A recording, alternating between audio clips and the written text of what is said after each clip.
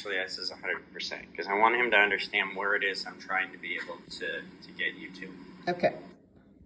So we have the isolation of a beveling action of my foot, which I get primarily by articulating, and that's something that's happening in the foot, right? So I can have this with my ankle in any different way, but the whole time I'm doing that, I still have that beveled action. That's using the same muscles that you would use to try and fold your thumb underneath. Obviously, it's attached differently, but what that does with the way that works is on your thumb, that doesn't really affect the rest of your hand because it's opposable, right?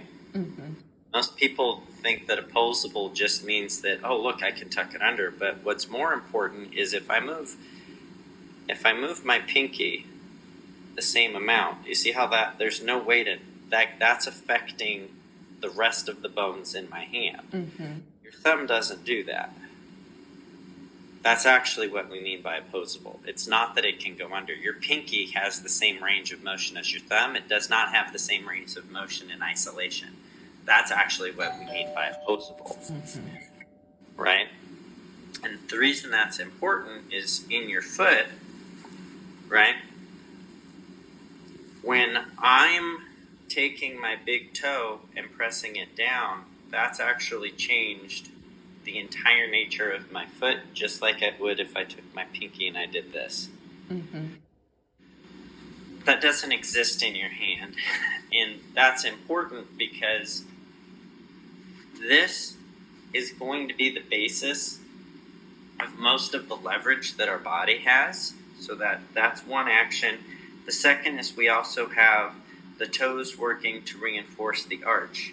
So these two actions of the foot, here and here, whether I'm flexed or pointed, whatever, that happens to establish an initial resistance to rolling an ankle, right? Without ever having gotten to using any of the actual muscles that control the ankle, Mm-hmm.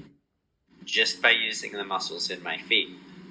Now, I have the muscles that we use in the ankle that are trying to take our ankle to the right, to try and lift up the outside of our foot, Mm-hmm. right? Which I don't have to do. Like, I can have my big toe put down and actually have the inside of my foot lifted. I can be on the outside of my ankle and still push my big toe down. You did it for years. Mm-hmm. Right? So I have being able to get that lifted.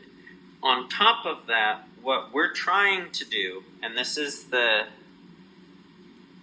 ankle action that I'm wanting to be pretty specific about today. It's a compound action. It's really doing a couple of things. Being able to get that heel moving in, right, without changing the orientation of the leg, right? So I'm not doing this, which is what a lot of people do. That's actually a hip isolation, right? That's isolating the leg at the top of the hip. If my feet were underneath of the socket and I tried to push the heels in towards each other, right? I'm actually trying to push the heels almost up and forward, right? So that if I had a smiley face on this heel, I would want you to be able to see it. For your rhythm, this is where if my two toes, if I stood with my big toes touching, right?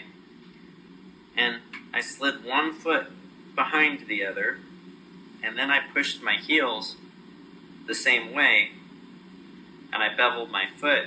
I now have it where my toes don't overlap, but my heels do. Mm-hmm. So if I come forward, leg rotation and hip flexor is how I get one one heel past the other. So I'm actually placing my heels down when I move. And it's why my feet look different. So instead of being here, my foot is here. Mm-hmm. Because of this, it's not just that I'm trying to peel the outside of my foot up, but I also have that other action that happens to be there, right? Mm-hmm. So that when I turn, I'm actually collecting my heel, not my toe,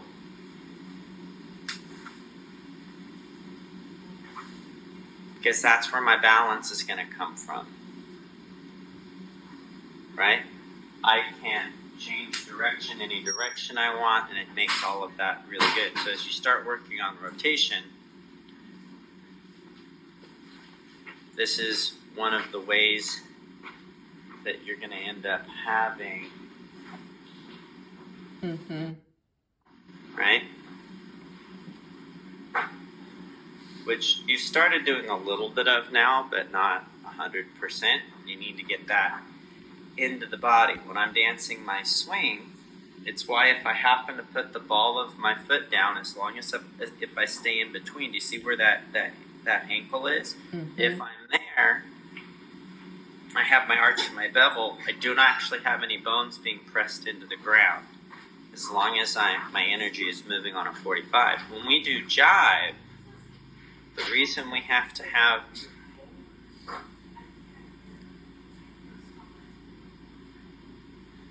the reason the hips have to be back is I have to make sure that the angle that my leg is moving into the ground actually is creating a backward force. If my hips were here and I did jive, I would actually have the force of my body going straight into the ground through that bone. That would make my feet. If I'm here, it's actually moving backwards. Oh, I see that. Yeah. Swing, it's going on a forward trajectory. Yeah, that's what hit my mind. Is that it's different. Right? Mm-hmm. So that's kind of how that would work for those. But I need the ankle to be there, or that's not going to happen. If my ankle's here and I'm trying to do my swing, it's going to cause my chest to actually project my body downward. By changing this angle, that actually provides me support to keep the upper torso lifted. Oh, that's a hugely helpful. Thank you. Now for the big one.